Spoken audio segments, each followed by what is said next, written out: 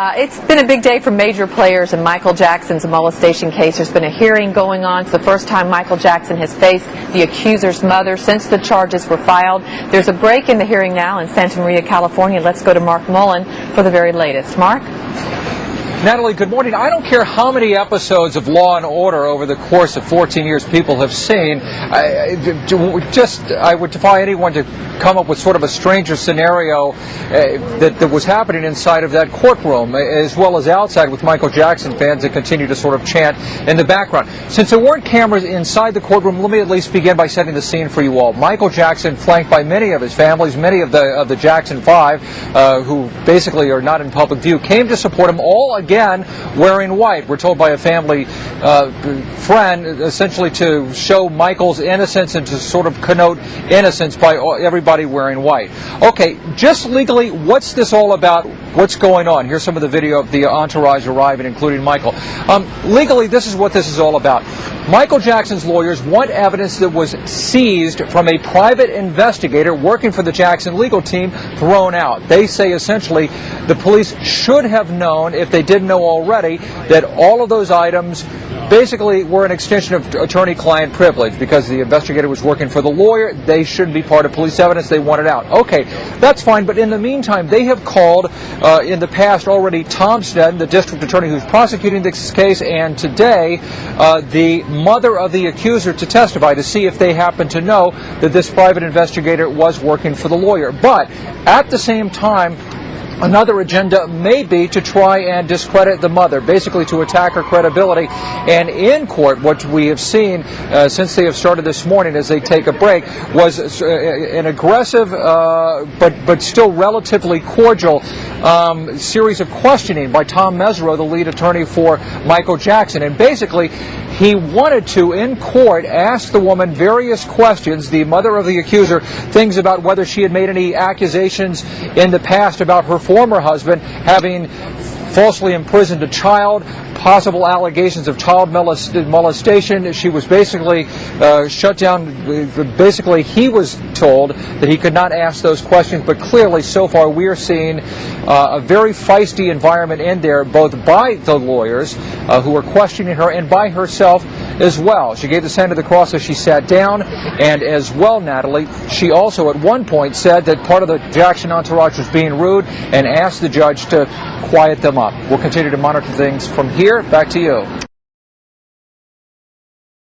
And we've been told that Stacey Brown, who has been an MSNBC analyst throughout this force and also a family friend of the Jacksons, joins us now as we watch the Jacksons make their way into the courtroom today. And Stacey, you were telling me, as many people have questioned Michael Jackson's motives for attending this hearing today, tell us what you've been able to glean from the family.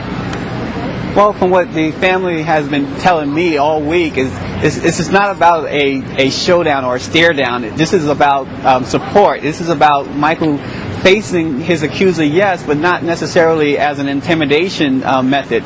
Michael feels that he's innocent, his name has been dragged through the mud, and he wants to look face to face into the eyes of the woman he feels that is creating this.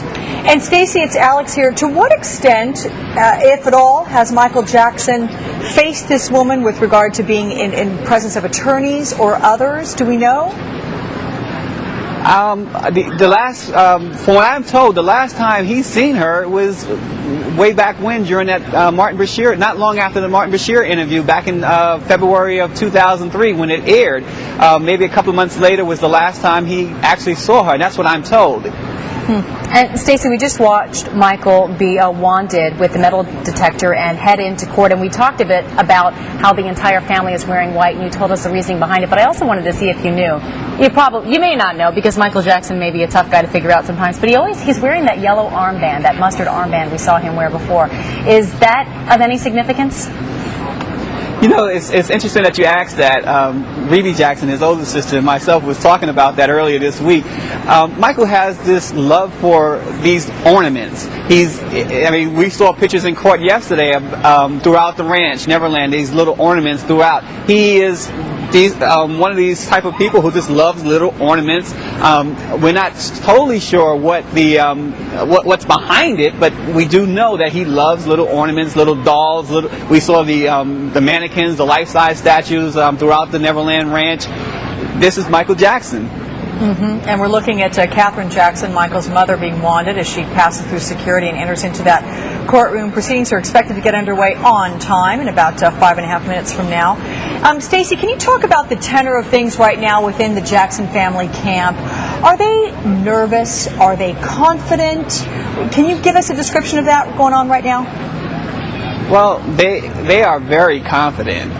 Those who I've talked to are very confident. In fact, they were almost sure that after today, the judge is going to dismiss the case. They feel that the district attorney inappropriately searched certain parts of the ranch. They feel that the Bradley Miller search was totally illegal. And they feel that other than that, they really have nothing. This is from the family. And they feel that this is probably not going to go to trial. This is the family's thinking on this, at least those who I've talked to.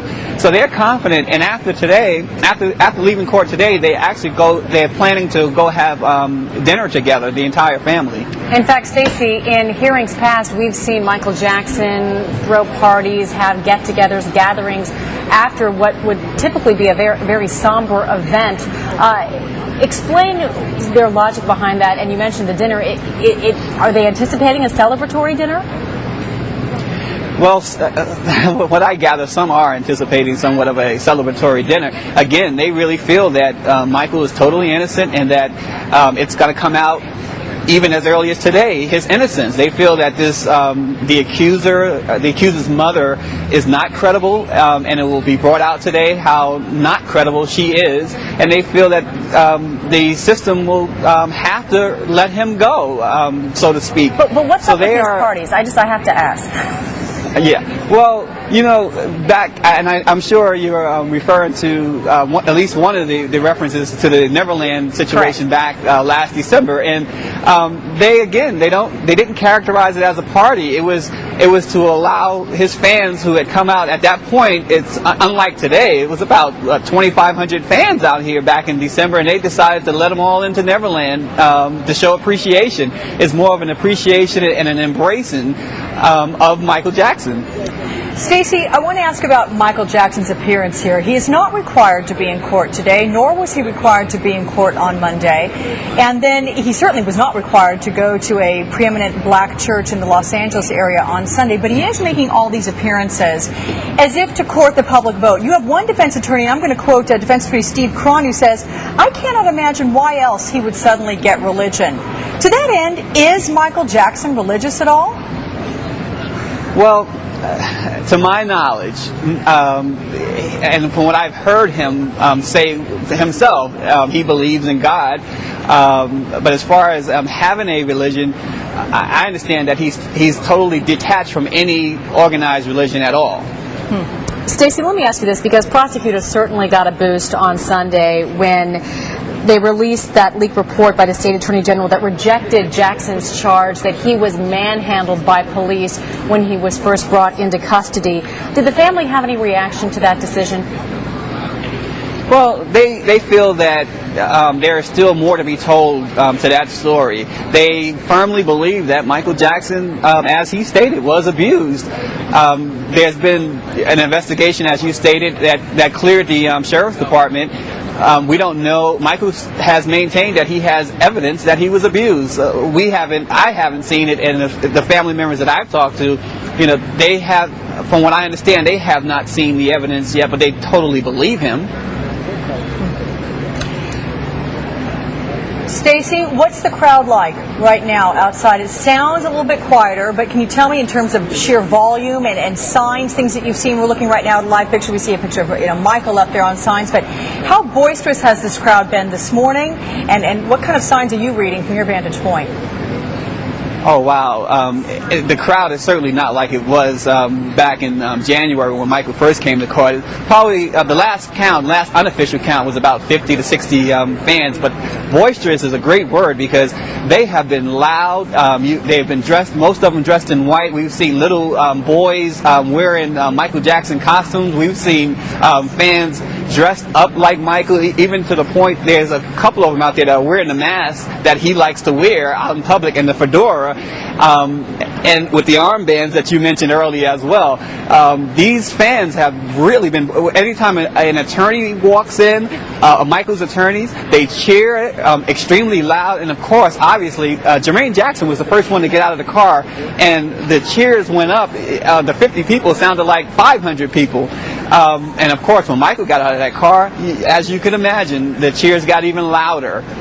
And we certainly heard them. Stacey Brown, we appreciate you standing by for us and giving us kind of a blow-by-blow there. Stacey Brown, family friend and MSNBC analyst outside that courtroom in Santa Maria, California.